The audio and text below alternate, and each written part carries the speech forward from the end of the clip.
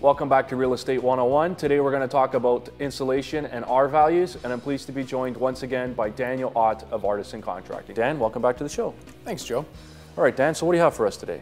Well, now that it's getting colder out, I thought we'd talk about staying warm in your house by insulating it. All right. So the common knowledge is usually that the thicker the insulation, the warmer you are, right? Yes, but that is not always the case. The first thing I have to educate homeowners about is real cold versus perceived cold. So in your opinion, what's the difference between real cold and perceived cold? By real cold, I mean the temperature. So a person could be in a room that is 20 degrees Celsius, but still feel cold. That feeling is the perceived part. And most of that feeling comes because of drafts. So a person in a drafty house could set their thermostat at 24 degrees, while someone in a sealed house will have their thermostat set at 20 degrees. But they both feel the same warmth. Okay, and how do you stop those drafts? The first thing you want to consider is if you're doing an exterior facelift, or if you're building an addition or a new home, that you put a house wrap on the house, like Tyvek or Typar are some common names for them. And that will essentially seal most of the middle of the walls. The next biggest place for drafts is around your windows and your doors. So during installation of those, make sure that there's insulation around the perimeter, and preferably spray foam, and that they're caulked on the outside. Now with an older window, that will only seal the perimeter, and you'll probably still have drafts between the frames on the inside. But with a newer window, the only thing you have to be concerned with is the perimeter of it. Okay, so you mentioned spray foam around the windows. Why do you recommend this? Spray foam gets into all the nooks and crannies and effectively fills all of the voids, thereby stopping all of the drafts coming around that. And spray foam is not only recommended around your windows, but in your walls or any place that you can replace fiberglass insulation as well. We at Artisan Contracting use polyurethane spray foam in the walls, floors, and the roofs of most of our projects. Now, spray foam tends to expand, to fill in those nooks and crannies. Wouldn't batt insulation work just as well if it was installed perfectly? No, it will not. And why is that? There are lots of reasons for this. Let's talk about the R values though. A spray foam insulation can get a much bigger R value in the same amount of space as a fiber batt insulation, although they are getting much closer. Starting this year, in 2012, they now make an R24 fiber batt insulation to fit in 2x6 walls. That's R4.4 per inch. 2-pound spray foam has a value of R7 per inch, so not quite double anymore. You can also have half-pound spray foam, which is much more cost-effective, but it requires a much larger gap for the same amount of R value. All right, so for viewers and listeners of our show, why don't you explain what is R value? And this is where the topic gets very interesting. An R value is a fictitious measurement used in North America to depict the ability of a material to resist heat loss. However, the tests used to derive this value are done in a laboratory with 0 wind and 0 moisture.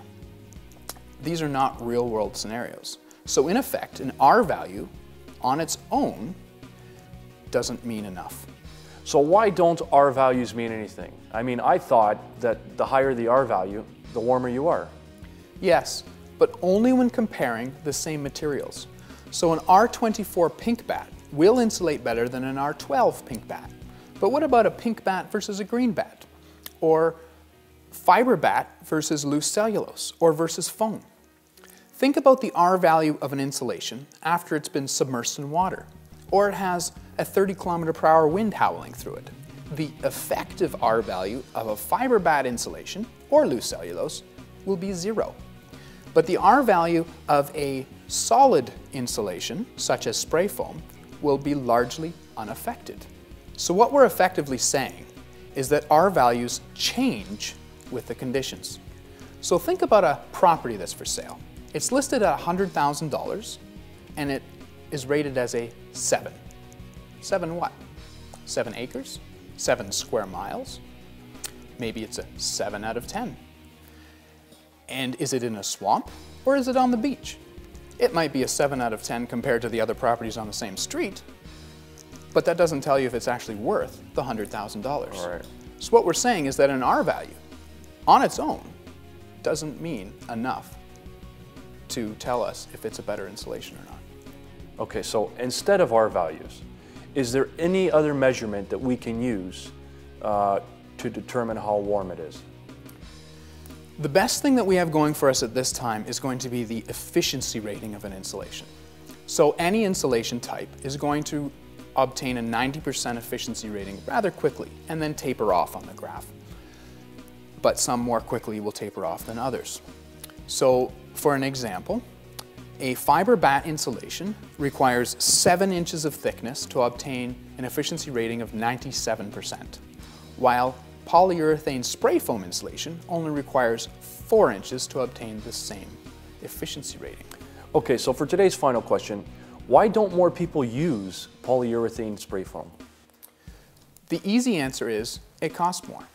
Polyurethane spray, the way it's usually done, costs about 2.5 times as much as the typical fiber batt insulation.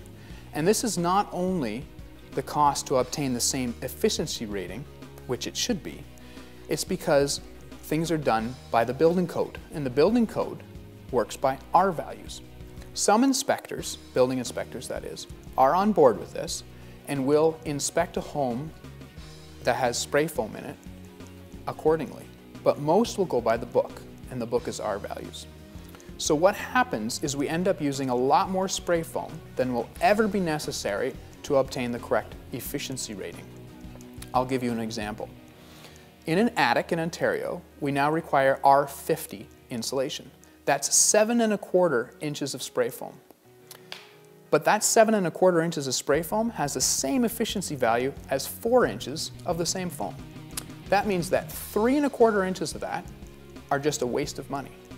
But we are required to put it in to obtain the correct R value. And it's hard to convince people to spend an extra little bit of money now to have that great savings later, because the savings on your heating bills will quickly accumulate and pay for that extra. All right, Dan, thanks very much for coming on today's show. Thanks, Joe. I hope I've helped out. If anybody has any more questions or would like a phenomenal home renovation, they can get in contact with Daniel Ott of Artisan Contracting. I'm your host, Joe Terceira. Thanks for watching, and we'll see you next time.